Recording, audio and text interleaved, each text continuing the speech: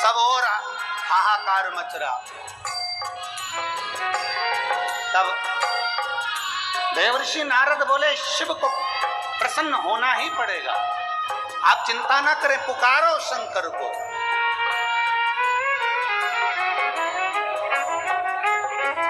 सर्व सुगंध सुलेपित लिंगम बुद्धि विवर्धन कारणलिंगम। सर्व सुगंध सुलेपित लिंगम बुद्धि विवर्धन कारणलिंगम। सिद्ध सुरासुर मंडित प्रणमामि सदा शिवलिंगम्।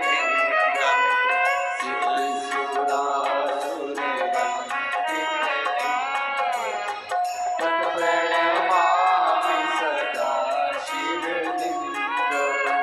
ब्रह्म मुरारि सुराचित लिंगम्। निर्मल भाषित शोभित लिंगम्। ब्रह्म सुराचित लिंगम्। निर्मल भाषित शोभित लिंगम्। किस किस से कहें भगवान शंकर को प्रसन्न करने के लिए? गंधर्व देव असुर सब भगवान शिव के सम्मुख में। एक असुर को, त्रिपुरासुर को मारना, एक असुर, त्रिपुरासुर का संहार। नारायण नहीं करेंगे, ब्रह्मा नहीं करेंगे, इंद्र के बस की बात नहीं है, करेंगे तो देव अधिदेव महादेव, कोई नहीं। कनक महामणि भूषित लिंगम फणिपति वेशित शोभित लिंगम। कनक महामणि भूषित लिंगम फणिपति शोभित लिंगम्। दक्ष सुयज्ञ विनाशक लिंगम्। तत् प्रणमामि सदा शिवलिंगम्। दक्ष सुयज्ञ विनाशक लिंगम्। तत् प्रणमामि सदा शिवलिंगम्। ब्रह्म मुरारि सुराचित लिंगम्। निर्मल भाषित शोभित लिंगम्। ब्रह्म मुरारि सुराचित लिंगम्। निर्मल भाषित शोभित लिंगम्। निर्मल भाषित शोभित लिंगम्। निर्मल भाषित शोभित लिंगम्। निर्मल भाषित शोभित लिंगम्। निर्मल भाषित शोभित। भगवान शिव से कह रहे, शंकर प्रकट हो, शिव प्रकट हो। भगवान शंकर नेत्र खोले, भगवान शिव ने अपने नेत्र खोले।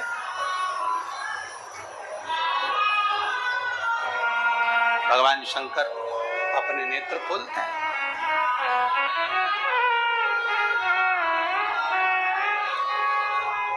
क्या चाहते हो प्रभु?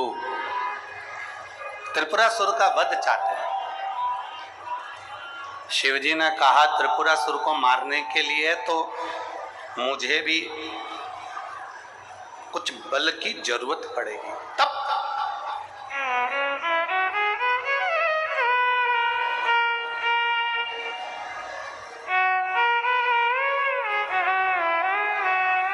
दुनिया का सबसे बड़ा तप कौन सा है? जम के बोलो जल्दी से। दुनिया का सबसे बड़ा तप और दुनिया का सबसे बड़ा आभूषण मौन रहना, ये दुनिया का सबसे बड़ा तप और सबसे बड़ा आभूषण है। चुप रहना दुनिया का सबसे बड़ा आभूषण है, मौन रहना, और दुनिया का सबसे बड़ा तप है चुप रहना, मौन रहना, एकदम स्तब्ध रहना। पर महाराज हम खाए बिना रह जाएं पर बोले बिना नहीं रह सकते, कैसे रह सकते? पर दुनिया का सबसे बड़ा आभूषण है चुप रहो, मौन रहो। जिस दिन तुम्हारा व्रत है उस दिन थोड़ी साधना करिए, थोड़ा चुप रहिए, मौन रहो। उपास करो ना करो, खाओ ना खाओ, पर निवेदन है कि अपने वाणी को कुछ शांति दीजिए। कलम, कलम जानते हो? अरे बोलो तो जम के, जानते हो? कलम, कटार और जुबान ये काटती बहुत है। क्या क्या चीज काटती है? जम के बोलो जरा। कलम, कटार और जुबान ये काटती बहुत है। कलम भी कब क्या काट दे, कलम अपनी कलम से लिखते लिखते कब किसके दिल को दुखा दे या किसके दिल को प्रसन्न कर दे, ये कलम भी काटने का काम कर देती है और कटार भी काटने का काम कर देती है और जुबान भी काटने का काम कर देती है। इसलिए शिव पुराण कहती है अगर भगवान ने आपको कलम चलाने की कला दी है ना, मेरे देव अधिदेव महादेव ने आपके बुद्धि विवेक दिया है, मेरे देव अधिदेव महादेव ने आपको अगर आशीर्वाद दिया है और आपके हाथ में कलम पकड़ाई है ना, तो प्रयास करना इस कलम से किसी की बुराई ना लिखी जाए, इस कलम से अच्छाई ही लिखी जाए। काटे ना कलम।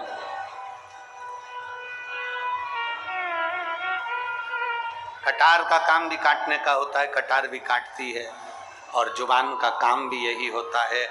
ना जाने किसके लिए, ना जाने कब अपशब्द कह जाए, ना जाने कितना क्या बोल जाए, कोई भरोसा नहीं है। इसलिए शिव महापुराण की कथा कहती है दुनिया का सबसे बड़ा तप है, जम के बोलो जल्दी से, चुप रहना, मौन रहना, ये दुनिया का सबसे बड़ा तप, सबसे बड़ा तप, सबसे बड़ा आभूषण।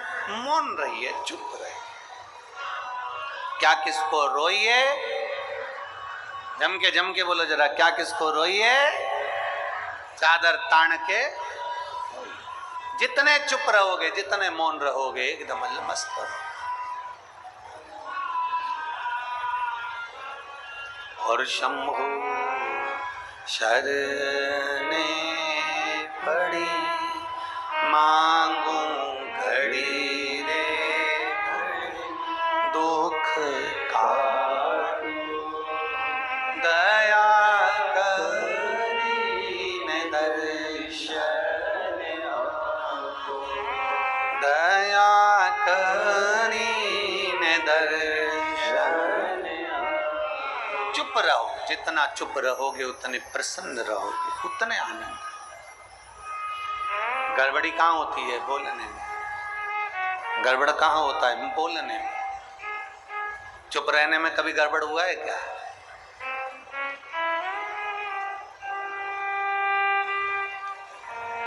बोलते ही नहीं। कई बार तो पति पत्नी का झगड़ा हो जाता है इस बात पे, तुम्हारे मुंह में जीवान नहीं है क्या? तुम बोल नहीं सकते इतना सा? तुम अपनी मम्मी से जाकर नहीं कह सकते इतना सा? तुम अपने भाई से नहीं कह सकते इतना सा? तुम अपने परिवार से नहीं कह सकते इतना सा? पति मौन, क्योंकि वो शिव है और तुम जगदम्बा, जगद्धात्री दुर्गा भवानी हो। पूरा अधिकार बोलने का तुमको दे रखा है, वो नहीं बोलता, वो तो मौन रहता है, देखता रहता है, और जब वो बोलता है तो फिर सब डोलते हैं जब वो बोलता है। चुप रहने में जो सुख है वो सुख कहीं नहीं। शिव जी कह रहे हैं कि मुझे भी थोड़ा बल एकत्रित करना पड़ेगा त्रिपुरासुर को मारने के लिए, और वो बल कहां से आएगा? वो बल कहां से प्राप्त होगा?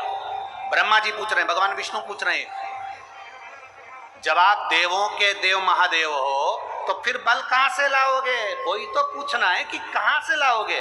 शंकर भगवान कहते हैं वो बल मेरे भीतर से ही मुझे प्रकट करना पड़ेगा। एक मंत्र में प्रकट करूंगा, एक अस्त्र प्रकट करूंगा जिसका नाम अघोर अस्त्र होगा, और वो अस्त्र के द्वारा त्रिपुरासुर मारा जाए। अघोर अस्त्र। हाँ, ब्रह्मा जी ने तुरंत भगवान शिव जी की ओर प्रणाम कर कर कहा, ये अस्त्र तो बड़ा कठिन अस्त्र है प्रभु, यह अघोर अस्त्र तो बड़ा कठिन है। दुनिया का ऐसा कौन सा कार्य है जो अघोर अस्त्र से नहीं हो सकता? ये तो बड़ा कठिन है, बहुत कठिन। ये कैसे हो सकता है? भगवान शंकर कहने लगे, आप चिंता मत करो, इसको प्राप्त करने के लिए मैं देखता हूं। शिव जी अभी तक जितना तप करे थे वो नेत्र बंद कर कर करे थे, आज शंकर भगवान ने अपना नेत्र खोल लिया, और शिव जी ने अपना नेत्र खोलकर खुली आंखों से शंकर भगवान ने तप करना प्रारंभ करा। खुले आंखों से, खुले नेत्रों से।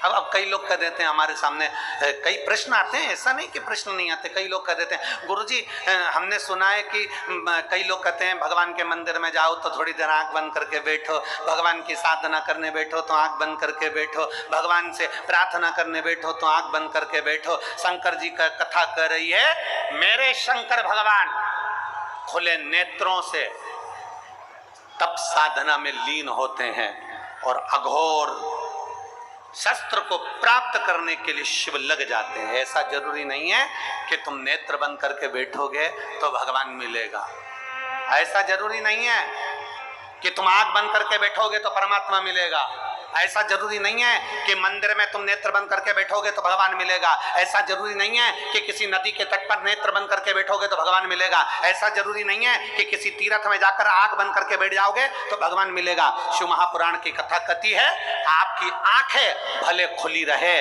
पर इन नेत्रों से कुछ गलत ना हो जाए, उसका स्मरण ध्यान रखिए। नेत्र क्यों बंद करते हैं? तब करते समय, साधना करते समय नेत्र क्यों बंद कर सकते हैं? क्योंकि इसलिए बंद करते हैं कि फालतू की चीजें ना दिखे। तो अपने मन पर संयम करो ना, अपनी इंद्रियों पर संयम करो। 5 कर्मेंद्री, 5 ज्ञानेंद्री और एक मन रूपी इंद्री को साधो ना, तो नेत्र से कभी गलत दिखेगा ही नहीं। आप अपनी इंद्रियों को नहीं साधोगे तो गलत नजर आएगा। इंद्रियां अगर साध ली तो तुम्हारे नेत्रों से कभी गलत नहीं दिखेगा। तुम अंदाजा करो, कई साधु सन्यासी, एक कथा आती है, एक संत के आश्रम के पास में एक वेश्या ने अपना वेश्यालय खोल लिया।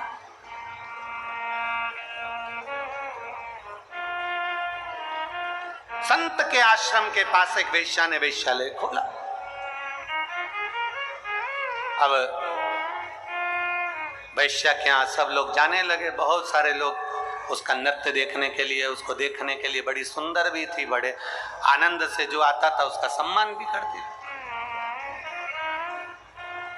बहुत आदर करती थी।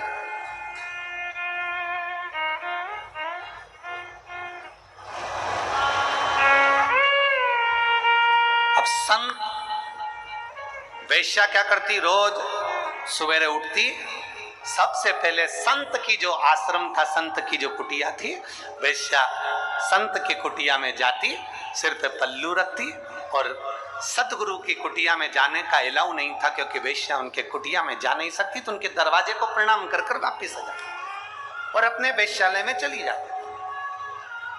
और संत जो अपनी कुटिया में बैठा रहता, उसने अपनी कुटिया में पत्थरों का ढेर रख लिया। वेश्या के यहां जो जाता, संत एक पत्थर उठा के अपने आश्रम में रख लेता। वेश्या के यहां जो जाता, संत एक पत्थर उठा के अपने आश्रम में रख लेता। संत का पूरा आश्रम पत्थरों से भरा गया, पूरा आश्रम पत्थरों से भरा गया।